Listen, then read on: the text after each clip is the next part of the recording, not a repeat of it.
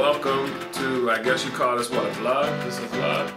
Vlog, some free games. Like anything we think, we're just gonna give it. And this is what's gonna happen. It's gonna inspire one of you. To really give you that insight, but okay, great. I got an idea, and that's kind of how they run it. You know what I'm saying? Hopefully you'll see it's not rocket science, but it takes work. Right. You know? I ain't a businessman, I'm a business, man. Now let me handle my business. So yeah, no, we just had a little demo for the Rational, real sick piece of equipment. You know, kind of just, they ran us through how it worked, made some food for us. I mean, kind of how we got there. Basically, we were pricing some equipment, so we were hiring a local company to, you know, get some pricing on equipment. And when they came into our space and were doing the floor plan, they mentioned the Rational. They're like, yeah, this is a sick piece of equipment, can do everything for you.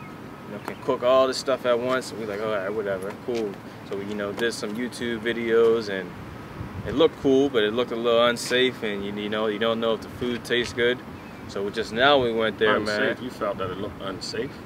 No, I'm saying like just to see all that food go in there and be cooked in 6 minutes. I'm like, yo, that's some cancer. Right, stuff. right, yeah. So when we just went there just now, that's what your thought was. Yeah, to hear the background of it, like the reason why it can cook in 6 minutes because it's convection oven and it's moist, it's humidity. So if it's 36 degrees, but it feels like 40 with humidity and all that stuff. Technology, man. You know what I'm saying? And then to taste the food, it was like, it's serious food. Consistency. You know what I'm saying? But yeah, no, it was specific. One word, game changer. It was something to see.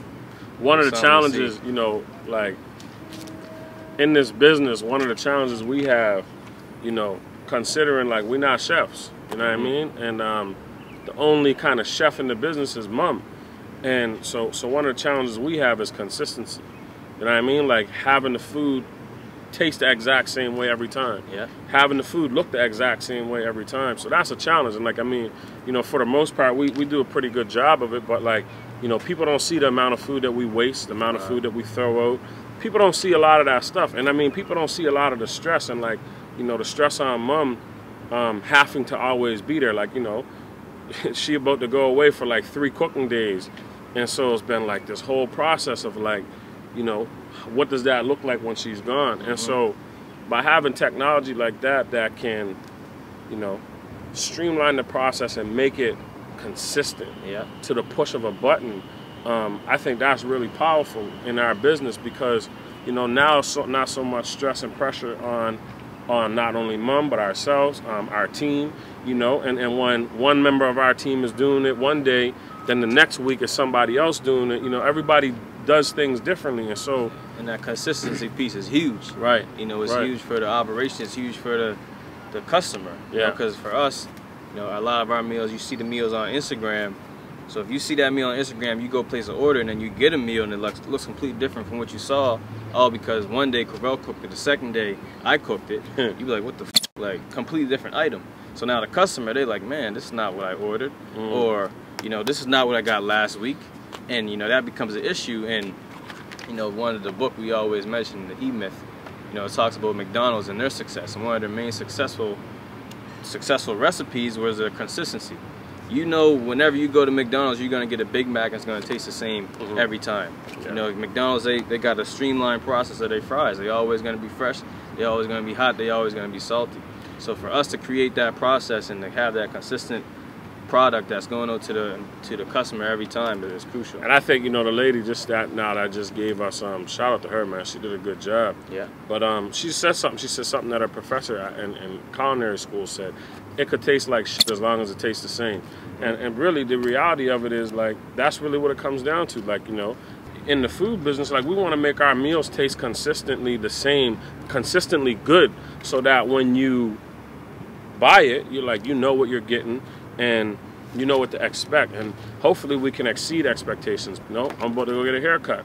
If my barber, like I try to stick with the same barber because I want to know what my haircut's going to look like at the end of the week. People want to be consistent. They want to be able to know like what it's going to be. So this machine actually helps our business. It eliminates a lot of things that we do need, and it helps it be more consistent. Like we know to a T what it's going to taste like, what it's going to feel like, and we know how long it's going to take. So we can start to really lock down that system. I think that's the next. It's like 3 major things I took away from the value that machine is going to add. One being consistency, the next being the time. Right. The amount of time we save, and we're talking about it. We steam a lot of broccoli, so in a day, we probably steaming 2,000 grams of broccoli. 6,000 grams of broccoli. I ain't been in the kitchen in a while. 6,000 grams of broccoli, but we only got little pots that might steam 100 grams at a time. 400 or 500. 400 or 500 grams at a time. So you do the math.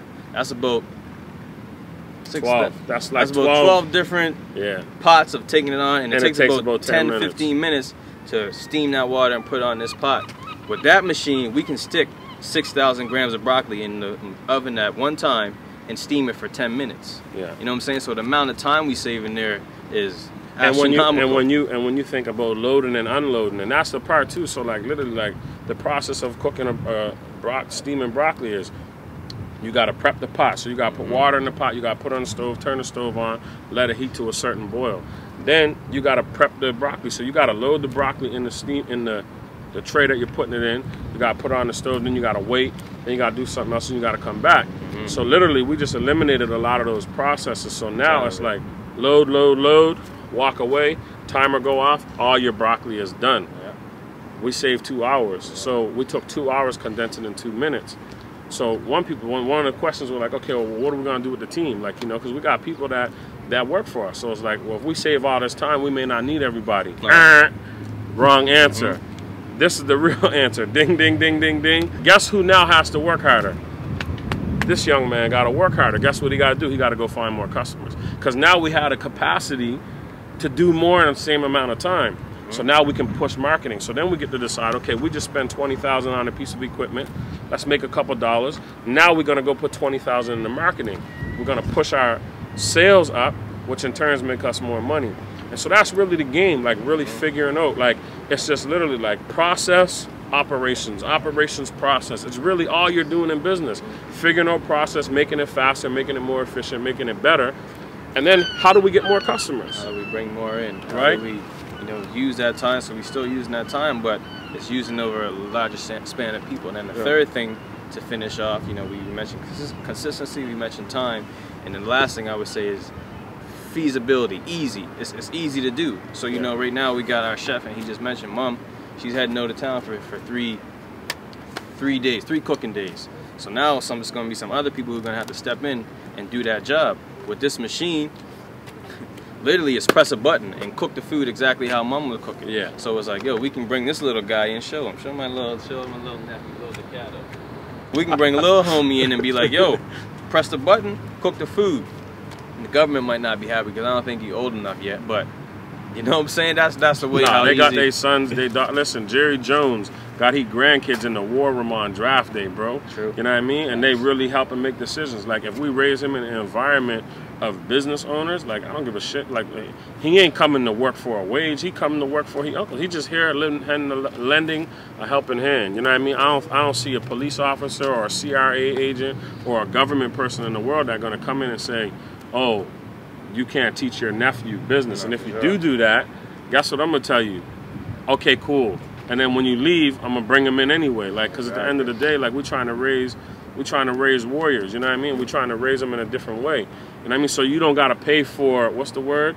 You don't gotta pay for they prison bill.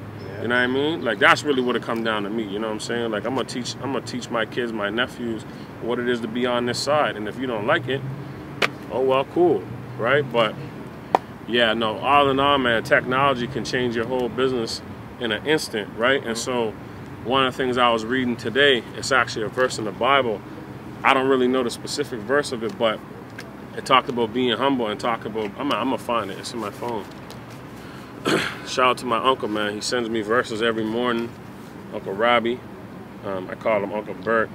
I got that one too. I didn't read it this morning. I should have read it. I was in a rush, but it said, whoso loveth instruction, loveth knowledge. But he that hateth reproof is brutish. I don't really know what the other part meant, but I know this is why I took of it. If you love instruction, you love knowledge. So like to be able to take instruction means that you're willing to learn. It's a sort of humbleness, you know what I mean?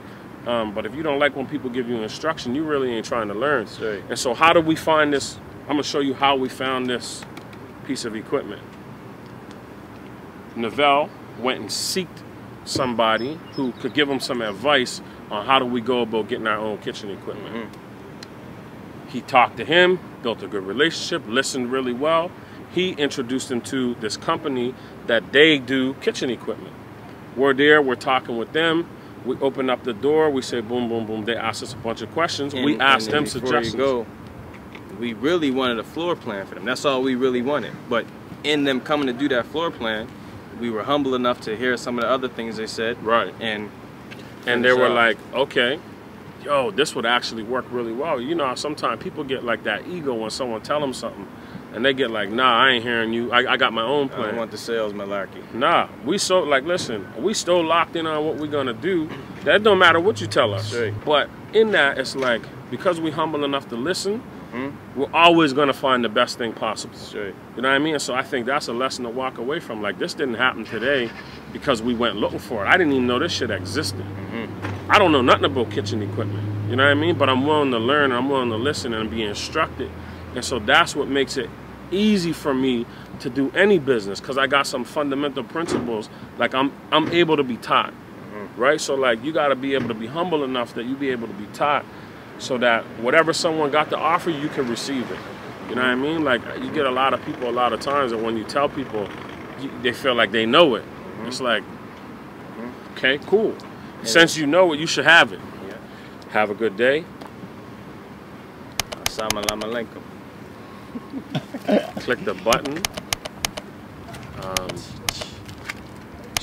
Yeah, do all that. Yeah. That's it. I ain't a businessman, I'm a business, man. Now let me handle my business.